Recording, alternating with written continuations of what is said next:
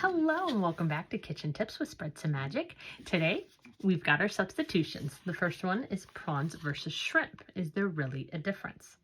There's definitely a biological difference, but when it comes to taste, it's not very noticeable. Biologically speaking, there's a difference between shrimp and prawns, and it's mainly about gill structure, a distinguishing feature that is hard for the consumer to spot. The simple fact may be why the terms are often used interchangeably or can vary depending on factors as random as custom and geography.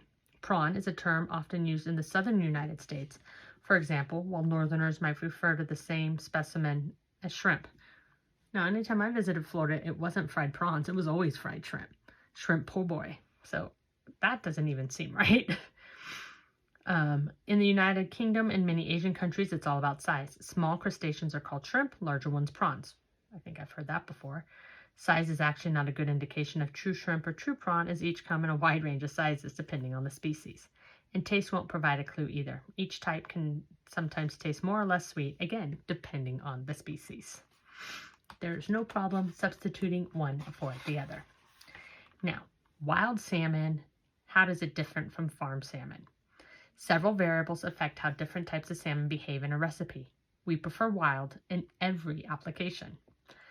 Setting aside environmental and sustainability issues, we tasted fresh wild Alaskan king salmon alongside fresh farm salmon from Norway in a basic pan-fried application, as well as in a salmon cake recipe, noting variations in fattiness, flavor, aroma, and color. Sometimes labeled Atlantic salmon, farm salmon is also widely bred in Canada, Chile, and the United Kingdom. The wild salmon exuded more oil in the pan than the farm salmon, but tasted leaner overall, with a buttery texture and a sweet, fresh flavor.